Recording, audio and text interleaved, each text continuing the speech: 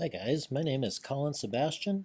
You can find me at movecraft.com, and on this page are some works that I've done, and I've leveraged the awesome VJ software VDMX. You can find out about VDMX at vdmx.vidvox.net, and there's all kinds of cool tutorials, blogs, and information about VDMX software with lots of examples of, you can see all kinds of interesting things that other artists have made. So today I'm going to be talking about building a demo that I produced using VDMX, and I'm using VDMX's interactive shader format. Now this is not VDMX, interactive shader format. It's actually been written by the makers of VDMX, Vidvox. Interactive shader format is a format that actually is an open source format, and it uses the GLSL shading language, shader code language, to produce basically all kinds of graphics, useful graphics. You can find ISF files at interactiveshaderformat.com. So these ISF files, they can be used in a variety of host environments, and of course the host environment that we'll be looking at today is VDMX. So we're going to build some ISFs, load them into VDMX. Now the basis for this is actually a series of videos that I produced, audio visualizations, where I used my piano and I produced just basically some kind of like live visuals with my piano. So let me just quickly come in here and show this to you. I'll turn the volume down a little bit and talk over the top of this. So what we've got going on here is this piano. Actually, I got it off Craigslist for 800 bucks. Man, it was a find because this piano has MIDI out. So it's an analog piano, a regular piano, but it also has a sensor under each key and then sends out a MIDI signal that I can use in VDMX. And then you can see that's my head. And I'm just projecting some visuals up above me, up above the piano there on the wall. And what's going on in here? These visuals are all being generated with the ISF file format and an ISF that I've written and produced, and I'm going to share with you guys, both as a download in this video series, but also we'll build up from scratch so you guys can hopefully build your own. So as I started kind of writing this video series and thinking about what I wanted to be in, what to have in this video, I kind of, I spent a little more time on the ISF script, spent a little more bit time on that file, and ended up building in some more presets.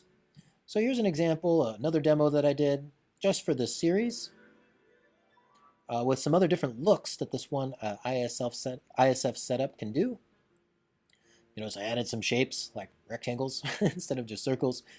It made it a little bit easier to control the color and also the blend mode of these objects. So not just additive blend modes, but overlay blend modes, multiply blend modes.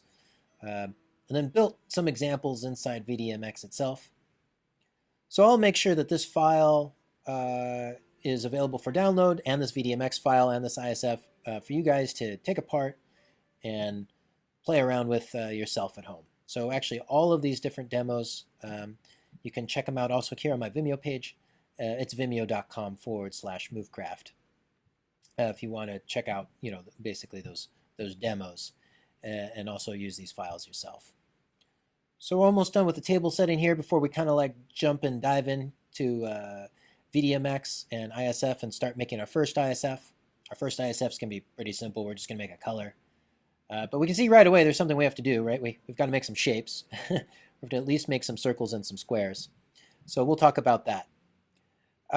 If you want just some more information on making this stuff, there were three basically resources that I used. One was, again, we've mentioned this on the blog with VDMX a bit before with Vidvox, but Patricio Gonzalez Vivo has an amazing website called the Book of Shaders. Really useful step-by-step tutorials that explain, I think, really kind of in artist terms, how to do shader code. The de facto place to share these things is ShaderToy. There's a couple other environments that people are using to share shader code. And then this was really helpful too, the Art of Code. It's a YouTube channel. So now that that's all out of the way, let's go ahead and let's get started building our first ISF. So the first thing we're going to do is we're going to learn how to make an ISF. And this ISF file, we're going to trigger it inside of VDMX, the same way you might trigger a piece of footage. So right away, from inside VDMX, I'm just going to create a new blank VDMX project file. Now by default, this comes with a layer and a couple plugins, Clock 1, Media Bin 1, but otherwise, basically, everything's empty. And what I'm going to do is I'm going to generate a little .fs file type that I'm going to drag in here into the media bin, and I'm going to trigger it. So right away, actually, I'm going to jump out of VDMX and go to a text editor so that I can write this file. Now, this text editor, you can use whatever text editor you like or are comfortable with, just something that can, basically author a document.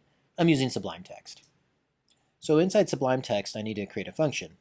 And this function is called the main function. And this makes a lot of sense. The main function is actually what's going to get executed over and over and over again. It's our main loop. It's our main output.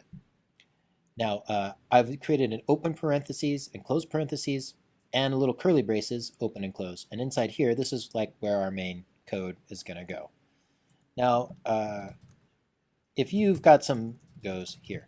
If you've got some background with programming, probably there'll be some review here, but I'm going to go ahead and make the assumption that you've never coded any of this stuff before as we go through and explain this stuff. So I want to make sure that I don't skip any steps. So these two lines that I created right here, those are called a comment. And comments, actually, they won't get, VDMX won't take those into consideration. You can write whatever you want after a comment, like, hello, my friends. And the compiler, what's called the compiler, is just going to ignore it when it comes time to run the program. Everything that isn't in those, after those two forward slashes, it is going to run. And so if we wrote, hello, my friends, this would throw an error, right? Because the programming language that we're using, which is called GLSL, shader code, it doesn't understand these words. These words are, it only understands very specific words. And actually, it understands very few words. The other thing we need to do is actually every function in GLSL or ISF, and you'll hear me freely refer between the two. GLSL is the language, ISF is the format. When I declare a function, actually I need to tell, I'm going to tell ISF, I'm going to tell VDMX what it needs to return. And in this case, actually the main function doesn't return anything. So actually I type in void, and this declares this function saying like, hey, you don't return anything specific. And if you don't know what return means, don't worry about that for now. Just know that I need a void here to make this work. Okay, so the next thing is I need to assign the color. And this is going to be a special word called glfragColor. glfragColor, GL stands for OpenGL, which is part of GLSL. It's part of the system that the GLSL language speaks. And then the frag stands for fragment. We're actually making what's called a fragment shader. And you can think about this as the vertices might be like the triangles, and then the fragments might be like, say, the drawings that go on the triangles or the shapes. And color, well, you know what color means. And now we need to figure out what we need to pack into fragColor. And as it turns out, this is something called a vector4 object. Vector4 stands for a vector type. So this is like a type of object that GLSL understands, and has 4 arguments or parameters. And the parameters are going to be numbers. These numbers are special kinds of numbers. They're called float numbers. These float numbers are easy to understand. A float has a decimal, and if your number doesn't have a decimal, it's called an integer.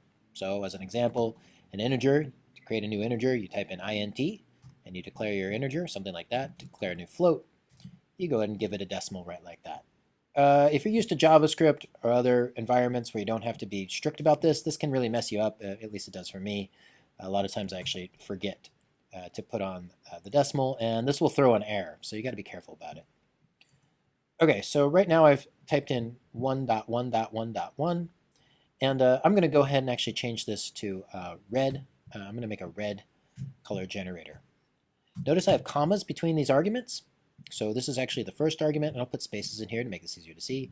That's the second argument, the third argument, and so on. And what are these things? What do they mean? Well, actually, a color takes in just 4 numbers, And these are, once again, if you're used to maybe other types of drawing environments or graphic software, you know that we break down colors into basically red, green, and blue color space. Red, green, blue, and the last argument is alpha transparency. So I think this is actually pretty easy to read. Red, green, blue, alpha. 1 means 100% of the value, 0 means 0% of the value. So whenever we have a value that goes from 0 to 1, we refer to it as normalized. So it's like normal values from 0 to 1. So this should return something that's red.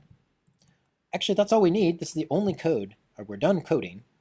But we need one more thing for this ISF file to be valid. And that's actually something called the JSON dictionary up at the top. So this is a JSON dictionary at the top of the file. And the way this works is that we put in a comment, and 2 forward slashes indicates a single line comment, an asterisk and a forward slash asterisk and asterisk forward slash is a blocks of comments. And inside this block of comments, I'm going to create an object. Now I know these brackets look the same as these ones down here. But actually in ISF, this multi-line comment actually gets what's called parsed. It gets parsed by its environment. It finds this multi-line comment, and then it looks for things inside this object here. I'll save, and let's go ahead and just call this test.fs, and I'll save it to my desktop. And this is actually a good sign because I have ISF installed. You notice that actually the preview switched over to red. Let's just go ahead and test it. Let's drag it here into VDMX, and let's trigger it. And sure enough, there we go. We have all red. We've created a color generator. And so we've created our very first ISF file. This is great. And of course, if I want it to be yellow, I'll change that second number to 1, and red plus green equals yellow. And if I want to add blue, I add 1, and red plus green plus blue equals white. So cool. Notice I'm just saving, Command S, saving my .fs here, and then just clicking again here in VDMX to retrigger. So that's it. We've created our very first ISF file. Now, obviously, this is just the beginning. We got to learn to make shapes. And if you're used to other processing or like JavaScript or other coding environments, making shapes in GLSL is quite a bit different. So we'll take a look at that next.